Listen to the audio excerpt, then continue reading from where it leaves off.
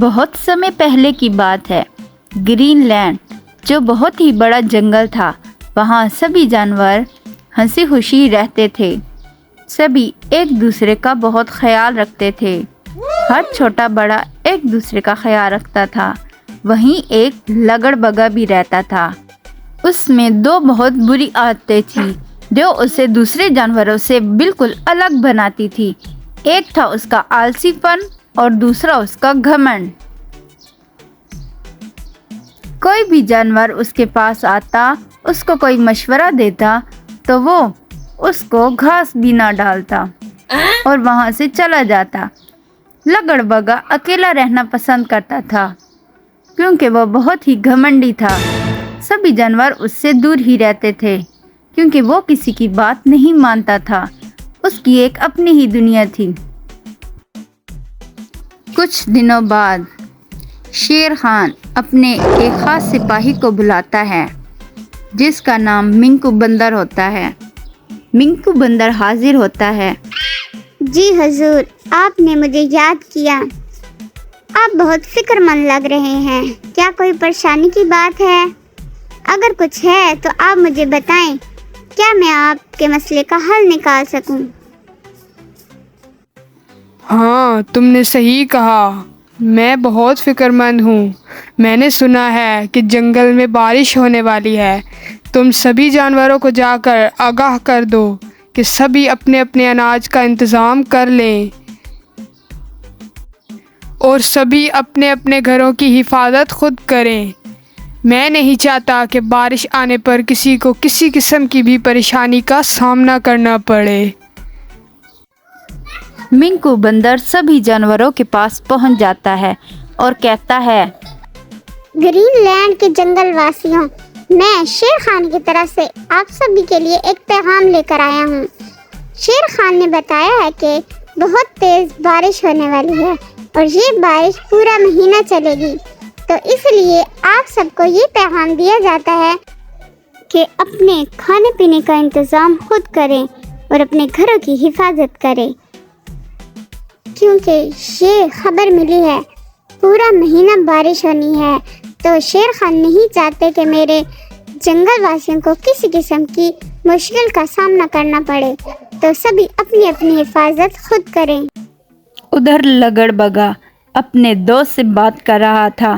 اس کو یہ بالکل بھی اچھا نہیں لگ رہا تھا کہ شیر خان نے یہ حکم جاری کیا ہے۔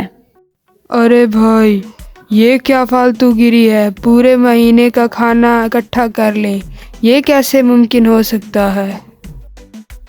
اس کی گھمنڈ بھری بات سن کر دوسرا لگڑ بگا بولا، وہ راجا ہیں ہمارے، ہمیں ان کی بات ماننی چاہیے۔ اگر ہم ان کی بات نہیں مانیں گے تو ہمیں بھاری نقصان اٹھانا پڑے گا۔ تم کیوں نہیں کسی کی بات مانتے بھائی؟ ارے یار، اب تو بھی مجھے سمجھانے لگا۔ چل اپنا کام کر۔ ٹھیک ہے بھائی، میں اپنا کھانا تلاش کرتا ہوں۔ مجھے اب پورا مہینہ نقصان نہیں اٹھانا پڑے گا۔ ارے یار، اس بندر نے بولا اور تو نے اس کی بات پر یقین کر لیا؟ شیر خان تو ایسے ہی بولتا رہتا ہے، تو اپنا وقت کیوں ضائع کرتا ہے؟ چل آ میرے دوست، درخت کے نیچے بیٹھ کر آرام کرتے ہیں تھوڑا۔ ارے تو بڑا ہی آلسی ہے۔ میں چلتا ہوں، مجھے کھانا بھی تلاش کرنا ہے اور اپنے گھر کی مرمت بھی کرنی ہے۔ تو ہی آرام کر، میں تو چلا۔ اپنے دوست کی بات سن کر لگڑ بگا وہاں سے ناراض ہو کر چلا گیا۔ دوسری طرف سبھی جانور کھانے کی تلاش میں چل پڑے۔ آخر سبھی جانور محفوظ جگہ پر پہنچ ہی گئے اور لگڑ بگا بھی ادھر ہی کھڑا تھا، لیکن اس کو کوئی احساس نہیں ہو رہا تھا کہ وہ کھانا حاصل کرے۔ وہ بالکل ہی فکر مند نہیں تھا۔ دوسری طرف سبھی جانور اپنے گھر کی مرمت کے لگے ہوئے تھے۔ سبھی جانوروں نے اپنا اپنا گھر مرمت کر لیا تھا اور کھانا بھی اکٹھا کر لیا تھا۔ دوسری طرف لگڑ بگا اپنے گھر کھڑا ہوتا ہے۔ بندر آتا ہے اور لگڑ بگا سے پوچھتا ہے، کیا تم نے کھانا جمع کر لیا ہے؟ لگڑ بگا بڑے ہی پرسکون مزاج میں بولتا ہے، ارے بندر بھائی، تم کیوں پریشان ہوتے ہو؟ میں کچھ نہ کچھ کر لوں گا، ابھی بہت وقت باقی ہے۔ میں اپنا کھانا بھی ڈھونڈ لوں گا اور اپنے گھر کی بھی مرمت کر لوں گا۔ کچھ دنوں بعد بہت تیز بارش شروع ہو جاتی ہے۔ سب طرف پانی ہی پانی ہوتا ہے۔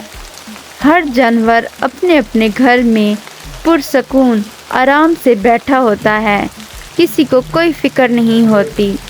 سبھی اپنے گھروں میں چھپے ہوئے ہوتے ہیں اور اپنا کھانا کھا رہے ہوتے ہیں، لیکن دوسری طرف لگڑ بگا جو بہت ہی آلسی تھا، اس کی غار میں سارا پانی اکٹھا ہو جاتا ہے۔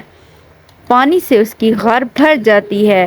جب لگڑ بگا دیکھتا ہے کہ اس کی غار میں سارا پانی بھر گیا ہے تو وہ باہر نکلتا ہے۔ لگڑ بگے کا دوست باہر ہی کھڑا ہوتا ہے اور اس سے پوچھتا ہے، ارے بھائی، تم اتنے خراب موسم میں باہر کیوں کھڑے ہو؟ اگر کسی چیز کی ضرورت ہے تو مجھے بتاؤ۔ نہیں، مجھے کسی چیز کی ضرورت نہیں ہے، میں تو بس موسم کو انجوائے کرنے کے لیے باہر کھڑا ہوں۔ اتنے میں وہ لگڑ بگا چلا جاتا ہے اور بارش اور زیادہ تیز ہو جاتی ہے، جس سے لگڑ بگا چکراتا ہے اور آگے چل کر گر جاتا ہے۔ تیز بارش میں بھیگنے کے بعد لگڑ بگے کو بہت تیز بخار ہو جاتا ہے۔ اس کے دوسرے ساتھی آتے ہیں اور اس کو اٹھا کر لے جاتے ہیں۔ کچھ گھنٹوں بعد جب اس کی آنکھ کھلتی ہے تو وہ اپنے دوستوں کو اپنے سامنے پاتا ہے اور پریشان بھی ہو جاتا ہے۔ ادھر ادھر دیکھتا ہے اور پھر دھیمی آواز میں بولتا ہے، میرے سر میں بہت درد ہے، میں یہاں کیسے آیا اور تم سب میرے پاس کیوں کھڑے ہو؟ تم بارش میں بھیگ گئے تھے دوست اور چکر کھا کے گر گئے، جس کی وجہ سے ہم دونوں تمہیں یہاں اٹھا کر لے آئے۔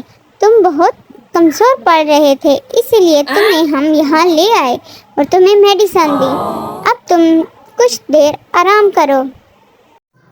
ارے دوست، تمہیں ایسا نہیں کرنا چاہیے تھا۔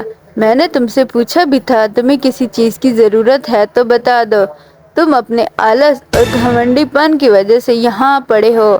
اگر تم ایسا نہ کرتے اور وقت پر کھانا جمع کر لیتے تو تم یہاں نہ ہوتے۔